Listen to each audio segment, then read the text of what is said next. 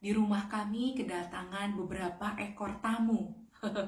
Saya sebut beberapa ekor karena itu adalah binatang. Ada 2 ekor ayam yang masih kecil, kesasar dan kemudian ke rumah kami. Kami mendengar ada suara-suara yang asing. Biasanya kami mendengar suara burung, tapi ini beda suaranya dan suara itu begitu intens. Membuat kami penasaran dan kami membuka, dan di pekarangan kami ada 2 anak ayam yang tersesat di pekarangan kami. Lalu suami saya secara spontan, ayo kasih aja mereka beras supaya mereka bisa makan. Dan benar saudara, saya mengambilkan beberapa genggam beras, dan di saat itu mereka mendekati dan mereka memakannya. Dengan sangat lahap, sampai beberapa waktu lamanya sudah habis. Saudara, kalau mau dipikir-pikir itu bukan ayam saya, bukan juga ayam suami saya. Tetapi kami tergerak oleh belas kasihan. Kami tahu ini adalah ciptaan Tuhan dan mungkin mereka tersesat.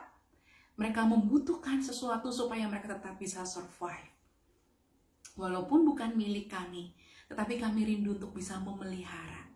Saudara, itu kalau manusia yang berdosa bisa mempunyai hikmat, bisa mempunyai kehendak dan keinginan untuk memelihara. Apalagi Bapa kita di surga. Hari ini kita akan baca satu bagian firman Tuhan yang diambil dari Yesaya pasal yang 49 ayatnya yang ke-15 berkata, "Dapatkah seorang perempuan melupakan bayinya sehingga ia tidak menyayangi anak dari kandungannya? Sekalipun dia melupakannya, Aku Allah tidak akan melupakan engkau." Saudara, Yesaya memberikan sebuah gambaran tentang seorang perempuan, seorang wanita yang mempunyai anak. Dikatakan di sini, bisakah atau dapatkah seorang perempuan melupakan bayinya sehingga ia tidak menyayangi anak dari kandungannya? Seperti ini hal yang mustahil, karena natur seorang ibu, dia adalah natur yang mengasihi, natur yang merawat, natur yang menjaga, menyayangi anak-anaknya. Apalagi itu adalah darah dagingnya.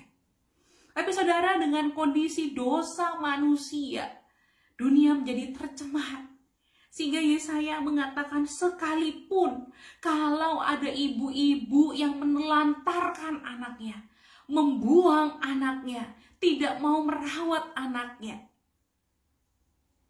dikatakan di sini, Aku tidak akan melupakan engkau.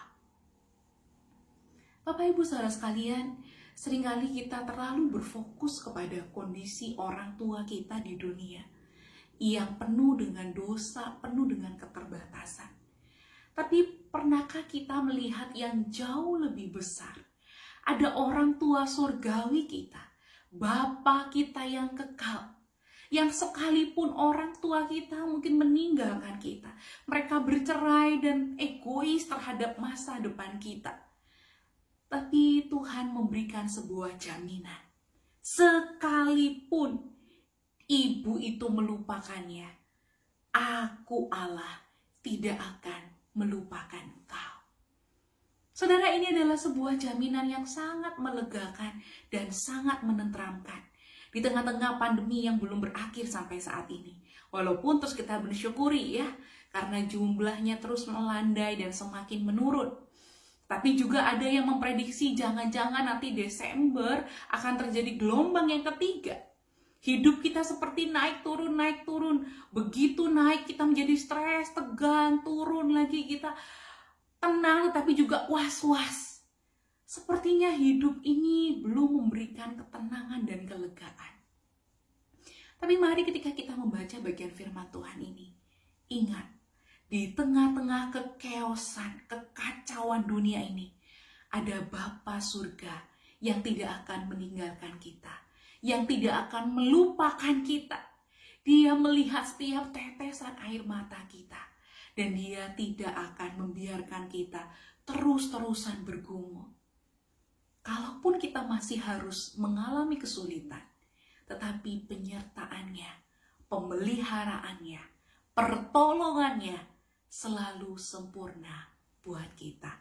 Saya akan tutup dengan sebuah ayat yang diambil dari Yohanes pasal yang ke-10 ayat yang 10 berkata, "Pencuri datang hanya untuk mencuri dan membunuh dan membinasakan. Aku datang supaya mereka mempunyai hidup dan mempunyainya dalam segala kelimpahan." Mari hari ini kita memulai hari kita, hidup kita untuk terus mensyukuri segala pemeliharaan dan pertolongannya yang selalu tepat pada waktunya. Tuhan Yesus memberkati.